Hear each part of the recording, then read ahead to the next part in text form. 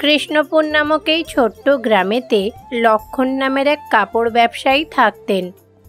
তিনি নিজের বাড়িতে কাপড় বুনতেন, তারপরে সেইগুলো গ্রামেতে ঘুরে বিক্রি করতেন।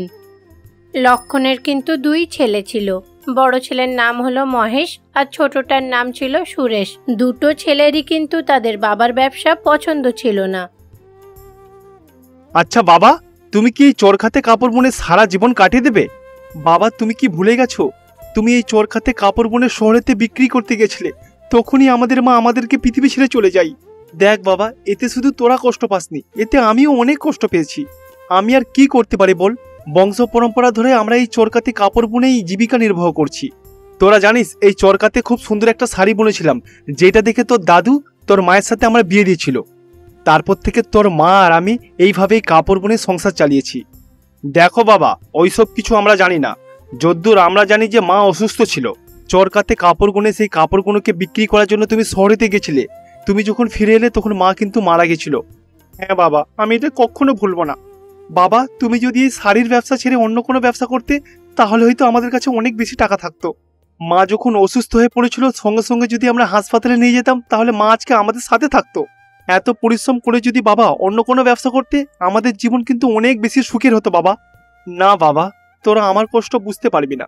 তোরা পড়াশোনা করে জীবনে অনেক উন্নতি কর। এইভাবে ওনার ছেলেদের এই ব্যবসাটা পছন্দ ছিল না, কিন্তু লক্ষণ ছোট থেকেই এই শিল্পটাকে বেছে নিয়েছিল। তাই যে যাই বলুক না কেন, তিনি সেটাই করতেন। এইদিকে ওই গ্রামেতেই বাসুদেব নামের এক ব্যক্তি ছিলেন, যিনি কোনো কাজকর্ম না করে সবসময় এইদিক ওইদিক ঘুরে বেড়াতেন। তিনি লোকেদেরকে বোকা বানিয়ে তাদের কাছ থেকে টাকা নিয়ে সেই টাকা দিয়ে নিজের সংসার চালাতেন। একদিন ওনার নজর লক্ষণের ব্যবসাতে পড়ল। আরে মহেশ, তোর কাছে যে সাইকেল রয়েছে ওইটা আমাকে 15 মিনিটের জন্য ধার দিতে পারবি? না কাকা, তুমি আমার সাইকেল নিয়ে এইদিক ওদিক ঘোরাফেরা করলে আমাদের সাইকেলটা নষ্ট হয়ে যেতে পারে। আরে বাবা, এটা তো কয়েক ঘন্টার ব্যাপার। তুই যদি আমাকে সাইকেল দিস, তোকে প্রতি ঘন্টাতে 2 টাকা করে দেব। এমনিতেই তো তোর বাবা বেশি টাকা উপার্জন করতে পারেনি, আর তোদেরও হাত খরচা হয়তো দেয় না। তুই যদি আমার সাথে একটা চুক্তি করিস, তাহলে প্রতি ঘন্টায় তোকে 2 টাকা করে দেব। স্কুল থেকে বাড়ি ফিরে সাইকেলটা তুই আমাকে 3 ঘন্টার জন্য দিস, তাহলে তুই প্রতিদিন 6 টাকা করে উপার্জন করতে পারবি। আরে কাকা, আপনি কি সব উল্টোপাল্টা বলছেন? আমার বাবা আমাকে প্রতিদিন 10 টাকা করে দেয়, আর আমার দাদাকেও 10 টাকা করে দেয়। আমার দাদা ব্যবসাটাকে একদমই পছন্দ করেন না, কারণ এটা খুবই কষ্টকর একটা কাজ। আপনি আমাকে 6 টাকা দিয়ে ক টাকা উপার্জন করে নেবেন সেটা খুব ভালো করে জানি, সেই জন্য আপনার 6 টাকা আপনার কাছে রাখুন। আমি আপনাকে আমার সাইকেল দিতে পারবো না।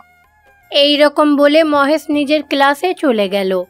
মহেশের এমন কথা শুনে বাসুদেব তখন মনে মনে ভাবলেন, আরে লক্ষণ তার ছেলেদের হাত খরচার জন্য প্রতিদিন 20 টাকা করে খরচা করে।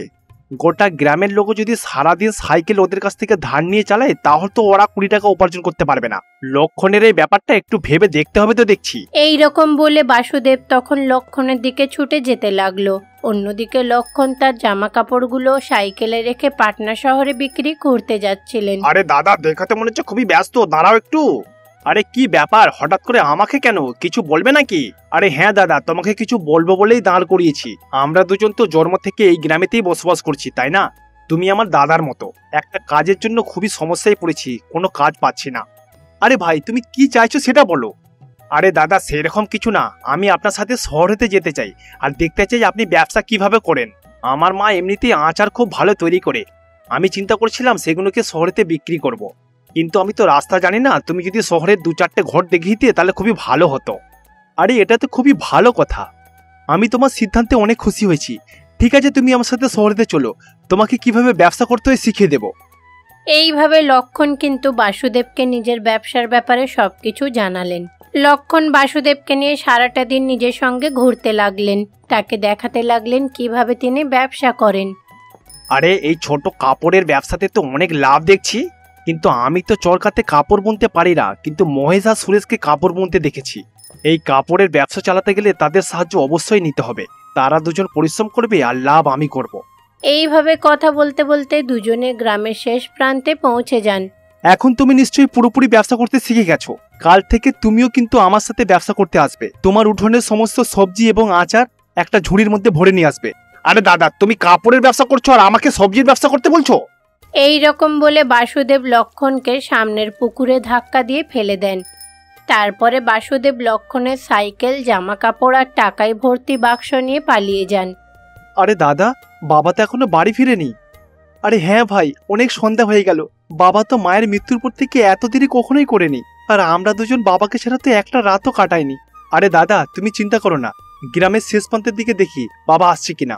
এই রকম বলে দুই ভাই মিলে গ্রামের শেষ প্রান্ত পর্যন্ত গেল, কিন্তু সেখানে গিয়েও তাদের বাবার খোঁজ পেল না। দেখ ভাই, বাবার মনে হচ্ছে শহরেতে বিশেষ কাজ পড়ে গেছে, হয়তো কালকের মধ্যে চলে আসবে। চলো বাড়ি চলে যাই, আমি কিছু একটা রান্না করে নেব।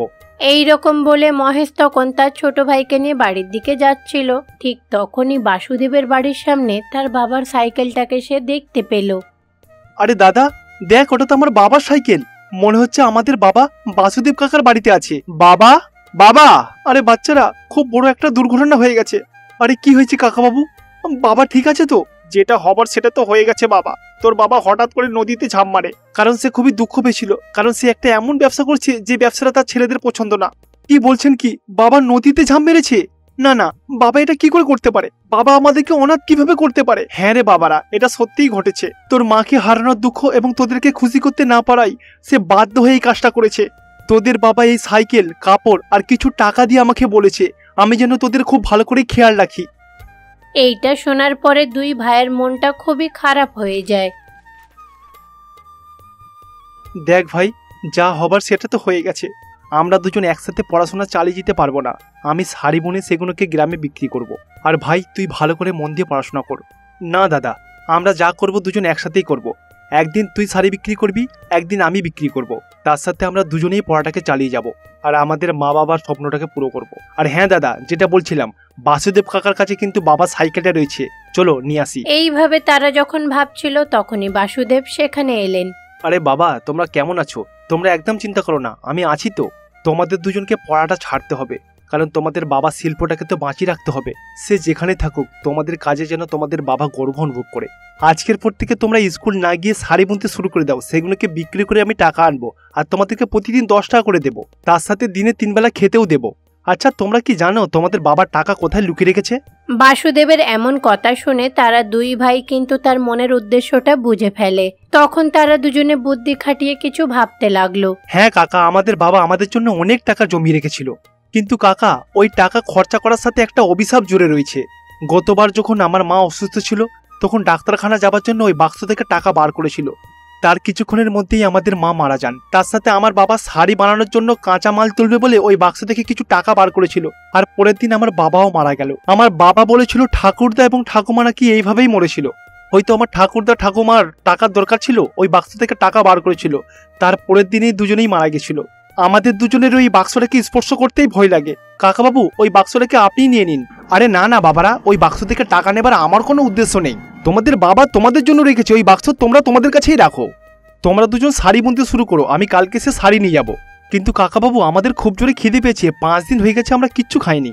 আচ্ছা ঠিক আছে, আমার বাড়িতে এসে তোমরা ভাত খেয়ে নিও, কিন্তু তোমাদেরকে এখনই শাড়ি বুনতে হবে। আচ্ছা ঠিক আছে কাকাবাবু। এইভাবে তারা দুই ভাই বাসুদেবের বাড়িতে গিয়ে পেট ভরে খাবার খেলো। পেট ভরে ভাত খেয়েছো তো, যাও এবার শাড়ি বুনতে শুরু করে দাও। আরে কাকাবাবু, আমরা শাড়ি বুনবো কি করে? আমরা তো চরকাটাকে ভেঙে ফেলেছি, যে চরকার জন্য আমাদের মধ্যে এবং বাবার মধ্যে ঝগড়া হয়েছিল। এখন নতুন চরকা কিনতে গেলে প্রায় 200 টাকা লাগবে। না না কাকাবাবু, 200 টাকায় হবে না। শহরেতে গিয়ে ওইরকম একটা চরকা কিনতে গেলে প্রায় 220 টাকার মতো লাগবে। তারা দুজনে যখন এইভাবে কথা বলছিল তখন বাসুদেব মনে মনে ভাবলেন, শালা বজ্জাত ছেলেগুলো ওই চরকাটাকে ভেঙে ফেলেছে।